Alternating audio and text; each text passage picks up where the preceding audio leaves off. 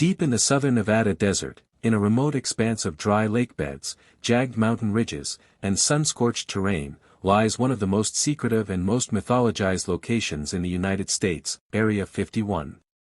Officially known for decades as part of the Nevada Test and Training Range and operated under the jurisdiction of Edwards Air Force Base, this restricted military installation has been at the center of countless stories, speculations, and conspiracy theories. Its remoteness, coupled with decades of government secrecy, has turned it into a symbol of hidden truths and clandestine operations, feeding both pop culture and serious investigative journalism alike. The origins of Area 51 are rooted not in alien lore, but in Cold War realities. In the 1950s, the United States was racing against the Soviet Union to establish technological superiority. Espionage, reconnaissance, and aerial surveillance became paramount to national security.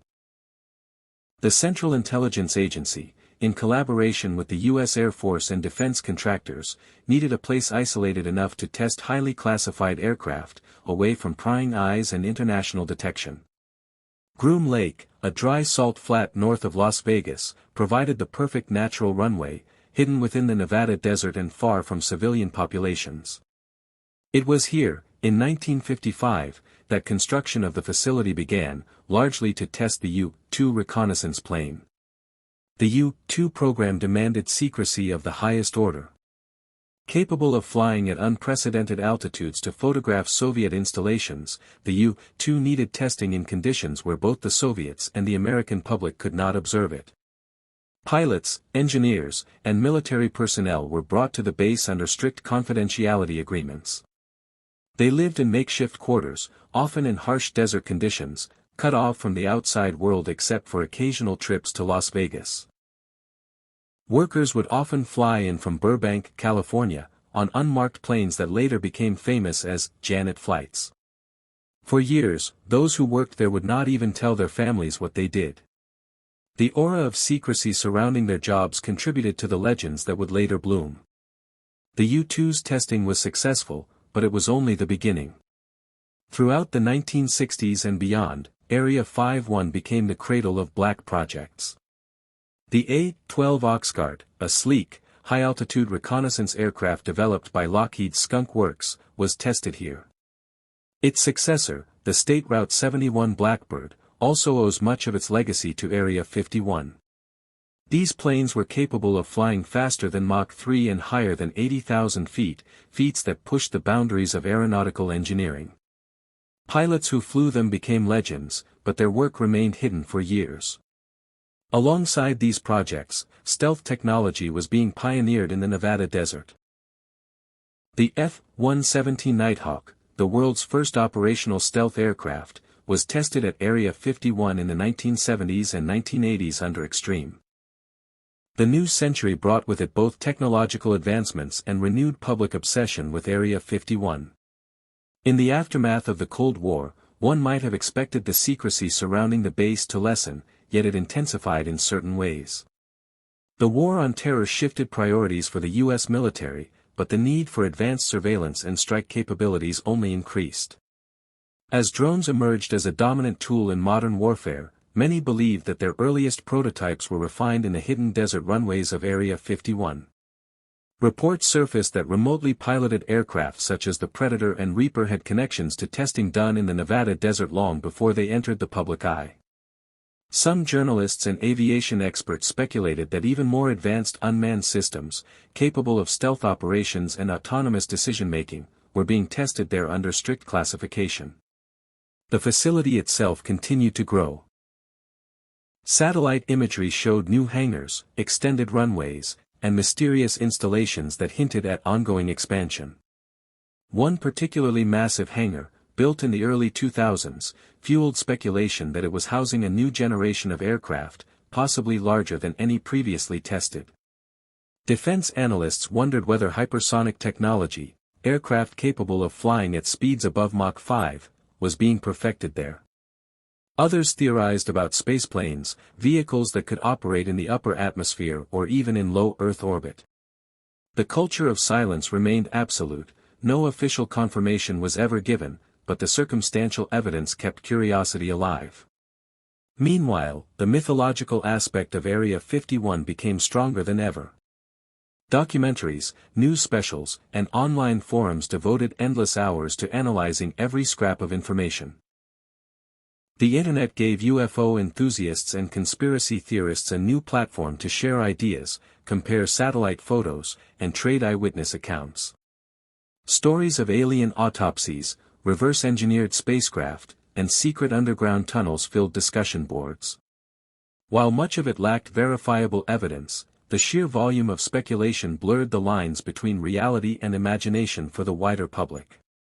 For every skeptic dismissing the alien connection, there were believers citing whistleblowers and leaked documents as proof. The debate itself kept Area 51 in the headlines. The government, for its part, began to shift its strategy. In 2013, the CIA released declassified documents acknowledging for the first time that Area 51 was a testing site for the U-2 and other reconnaissance aircraft. This was the first official use of the name Area 51 in government records, breaking decades of silence.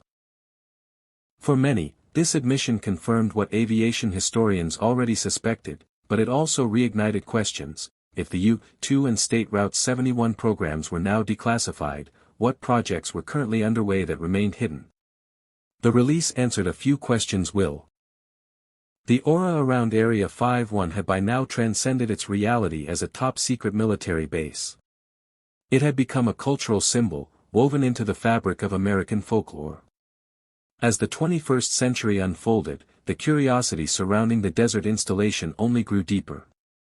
Journalists, documentarians, and conspiracy theorists alike pieced together fragments of evidence, eyewitness accounts, and government slips, often exaggerating them to paint an even more mysterious picture.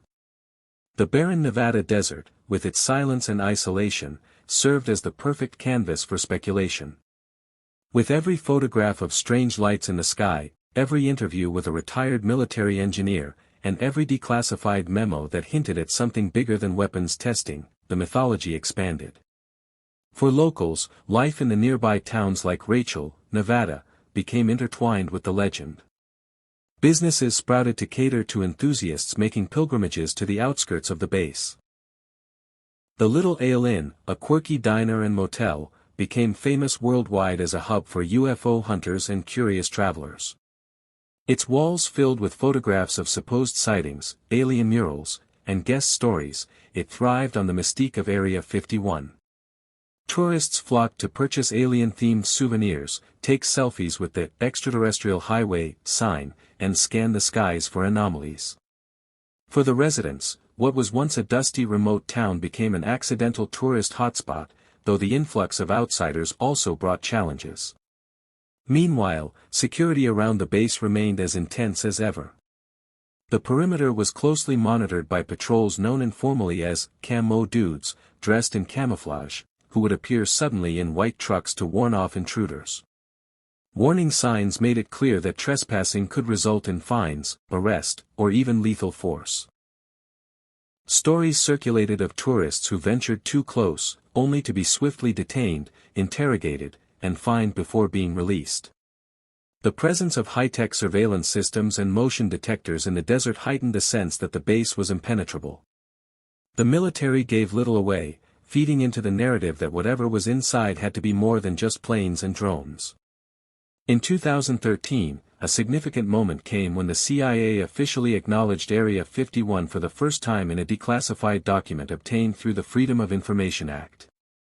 The release confirmed the site's use as a testing ground for spy planes like the U-2 and A-12 Oxguard, validating long-standing suspicions that much of the alien technology speculation was rooted in highly advanced but earthly engineering. Yet, for believers, this revelation was not the end of the story. To them, it was merely a partial disclosure, a carefully curated narrative meant to appease the public while keeping the true secrets buried. The confirmation reignited interest, and media outlets worldwide covered the acknowledgement with a mix of fascination